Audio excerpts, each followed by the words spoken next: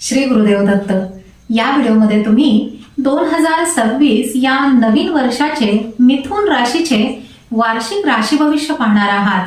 2026 हे वर्ष मिथुन राशीसाठी केवळ नशिबावर अवलंबून राहण्याचे नाही, तर तुम्हाला पुढाकार घेऊन तुमच्या पूर्ण क्षमतेमध्ये उतरण्याचे आहे.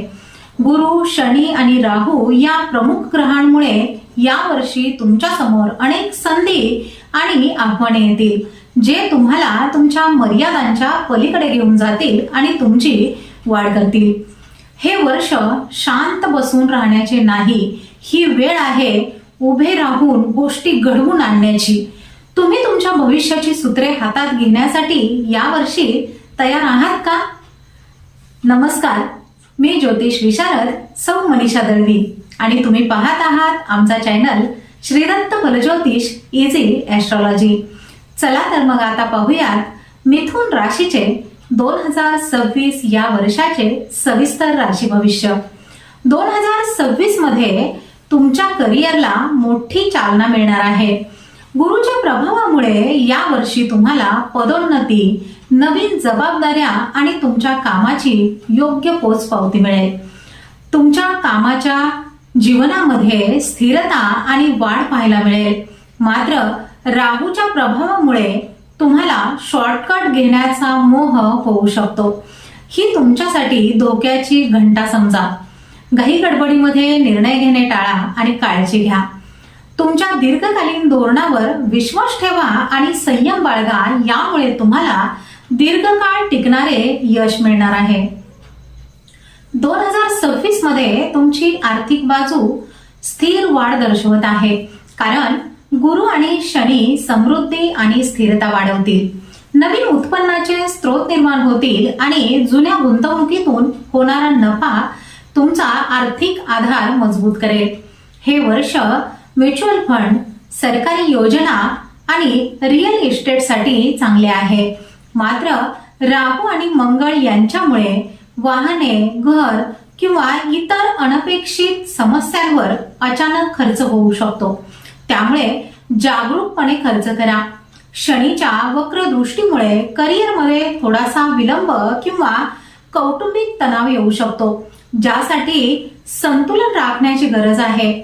वर्षाचा शेवटचा तिमाही भाग दीर्घकालीन मालमत्ता, गुंतवणूक आणि संपत्ती निर्माण करण्यासाठी खूप चांगला आहे. 2026 हे वर्ष तुमची मानसिक आणि शारीरिक दोन्ही बाजूंची परीक्षा घेईल. राहू आणि केतूमुळे भावनिक ताण किंवा चढ उतार निर्माण होऊ शकतात, पण शनीची शिस्त तुम्हाला स्वतःची काळजी घेण्यासाठी मदत करेल. यावर्षी नियमित व्यायाम, ध्यान आणि संतुलित आहार ही तुमच्यासाठी स्थिर आणि उत्तम स्थितीत राहण्याची गुरुकिल्ली आहे. रोजचे योग्य दिनचर्या ठेवल्यास तुम्ही केवळ आजारांपासूनच दूर राहणार नाही, तर मन, शरीर आणि आत्मा यांनाही मजबूत कराल. यावर्षी तुम्ही आरोग्याचे संतुलन साधायला नक्कीच शिकाल. 2026 मध्ये कौटुंबिक जीवनात काही वेळा राहूमुळे काही गैरसमज निर्माण होऊ शकतात, पण हा तणाव कायम टिकणारा नाही. संयम, स्पष्ट संवाद आणि प्रामाणिकपणा यावर लक्ष केंद्रित केल्यास तुम्ही मागील मतभेद दूर करू शकाल आणि प्रियजनांसोबत अधिक मजबूत नातेसंबंधही निर्माण कराल. जुने कौटुंबिक प्रश्न सोडविण्यासाठी हे वर्ष उत्तम आहे. संबंध सुधारण्यासाठी वेळ दिल्यास तुमच्या घरात शांतता आणि सलोखा टिकेल. 2026 मध्ये प्रेम अधिक अर्थपूर्ण आणि सखोल होणार आहे. सिंगल असलेल्यांना एखादी अशी व्यक्ती भेटण्याची मोठी शक्यता आहे, जी तुमचे आयुष्य पूर्णपणे बदलून टाकेल. आधीपासूनच नात्यात असलेल्यांसाठी भावनिक बंध मजबूत करण्याची ही उत्तम वेळ आहे. तुमच्या प्रेम जीवनामध्ये संवाद ही यशाची गुरुकिल्ली असेल, त्यामुळे मनातले बोल मन मोकळेपणाने व्यक्त करा. विवाहित जोडप्यांसाठी नात्यात स्थिरता येणार आहे.